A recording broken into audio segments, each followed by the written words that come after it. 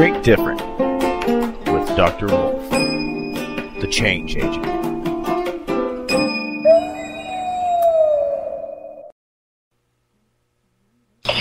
Well, good evening, everybody. Here we are, January 7th, 2014, beginning of a new year. I welcome you to Shrink Different with myself, Dr. Steve Wolf, the change agent. And we're just having some cards made. I say, Shrink Different, psychology with a twist. And so our ideas for this time and place for you is to have an opportunity to have somewhat of an interesting conversation with a psychological twist to it. Beginning to understand some basic things from the point of view of emotional intelligence, some of the basics of what we all know to be true, but nobody ever seems to be able to talk about.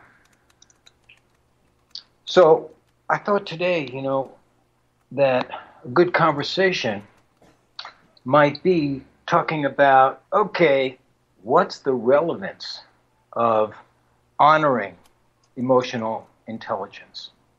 Why would we even care? Now, one implication is that it is an intelligence.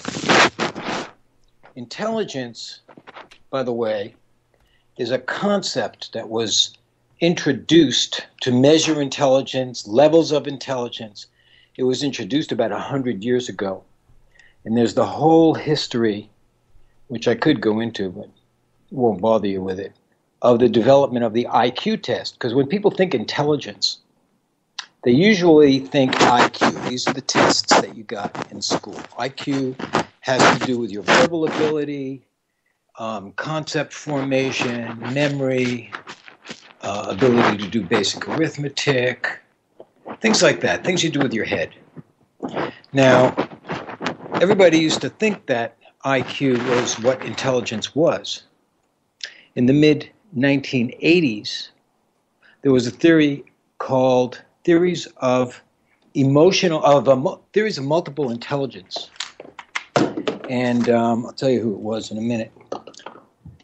And what he introduced, Harvard psychologist, I hate to forget names, Howard Gardner. He said at one point there were 14 intelligences and then 7 intelligences. Things like mechanical intelligence. There are people that just have that ability, or physical intelligence, amazing athletes, or musical intelligence. These are different forms of intelligence. And he also identified what we could call now 2 different kinds of emotional intelligence. One was your understanding of your own emotions and your understanding of other people's emotions. Okay. So one of the differences between IQ, which is the thinking kind of intelligence, and what we call EQ, emotional intelligence, is that you can get emotionally smarter. Your IQ is fairly fixed throughout your life. Your ability to learn intellectually, cognitively, is relatively fixed. There is some interesting research that shows that you can develop your intelligence later in life doing different things. But emotional intelligence can be developed. You can get to be more aware of your own emotional experience and more attuned to the experience of other people. So, nice concept. But what is the relevance to it? One of the key, I think, attributes of kids being raised today is their exposure to electronic stimulation. This is not new. If new in the history of the evolution of human beings is thought to be the last 10 years. No, they've been doing it 10, maybe 20 years.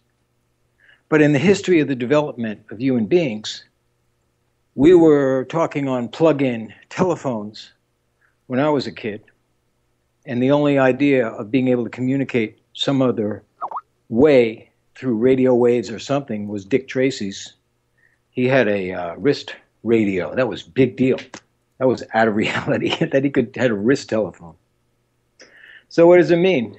On the one hand, someone who sells stuff at the Apple store said that there are kids, parents are buying their kids iPads at the age of 3 or 4 years old. He said it used to be 5, 6, or 7, but now it's 3 or 4 years old. So what's happening? Now, if you can afford an iPad, you got a little extra money going on. And what you think is the best way for you to spend your money is to give your kid an iPad. What's happening is the child is now dealing with a medium and interacting with a medium that stimulates his or her brain. This has never happened before. So kids develop what I refer to, and it's already in the society, there's no doubt. There's already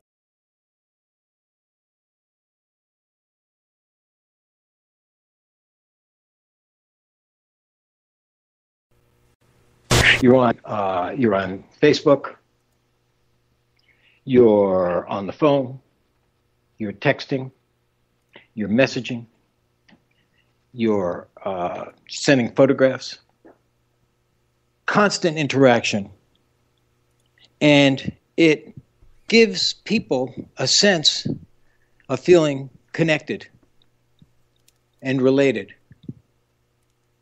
It's as if the exchange of this information has come to represent human relationship.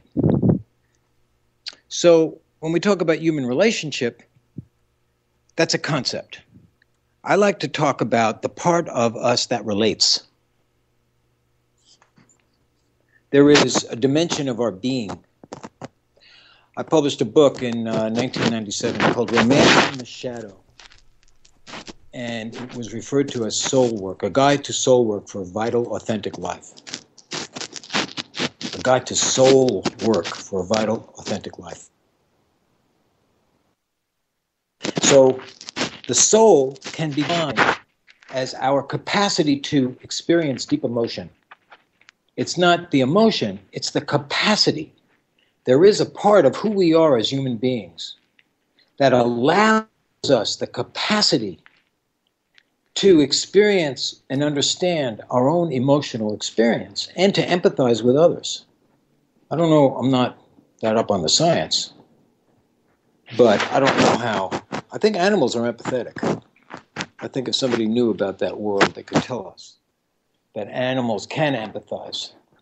Even there was some research done, I think in the 1990s, The Secret Life of Plants, which indicated that plants would react empathetically if a researcher who was disrespectful to a plant in one room walked into a second room, the plants would react. They'd measure it through electronic stimulation.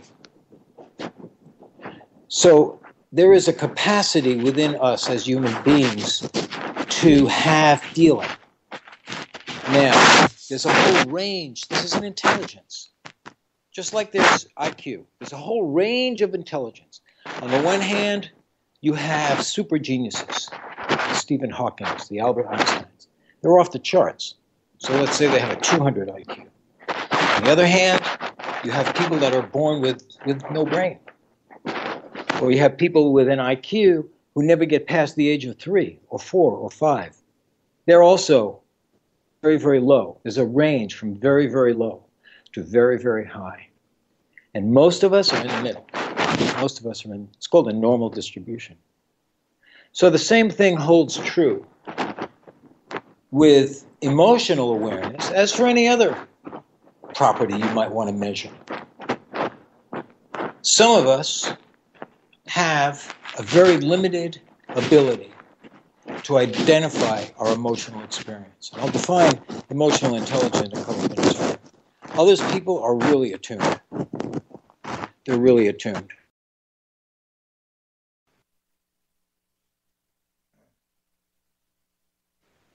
There is no soul.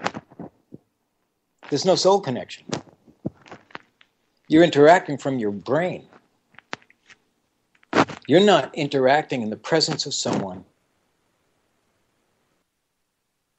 where the part of you that has the capacity to feel can relate to another human being who also has the capacity to feel, and you interact.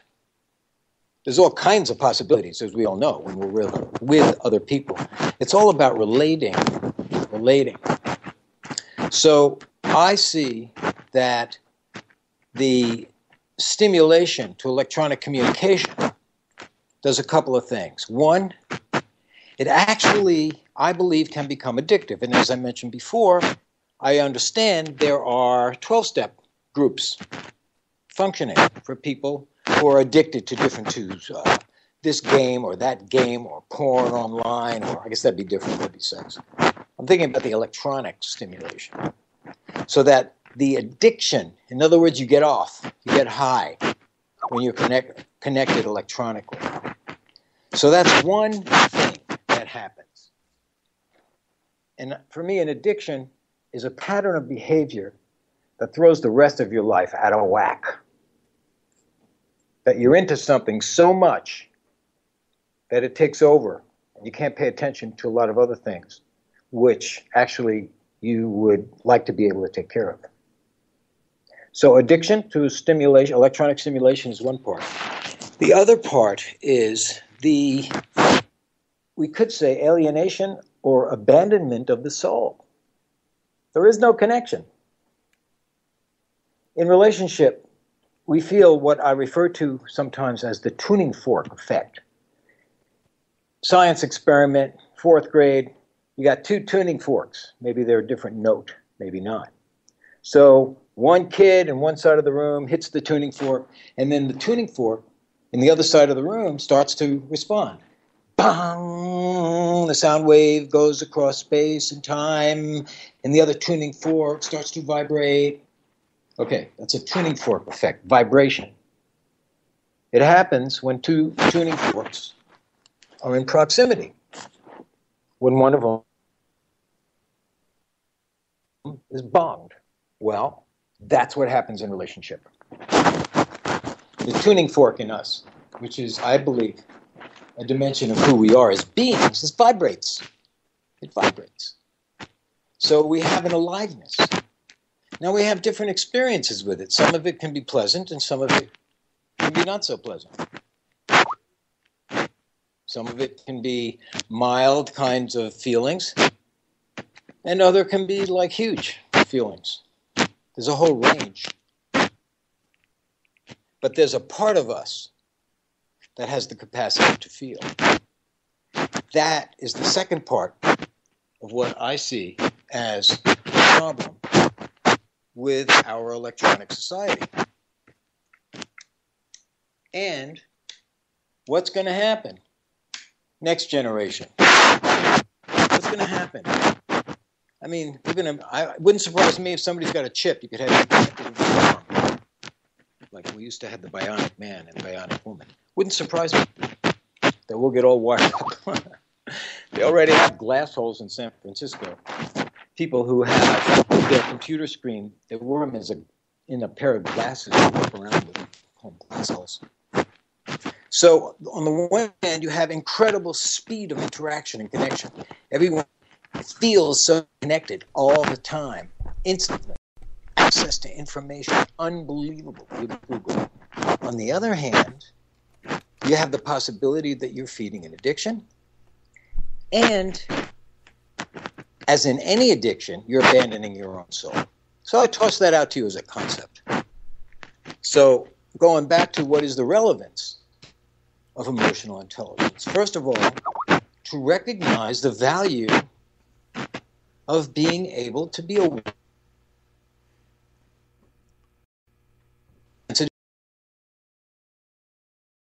That for you, we all get to decide if you think about it. Is that valuable to you? How you feel? How you connect with people or not? So now let's go back to the kid that's getting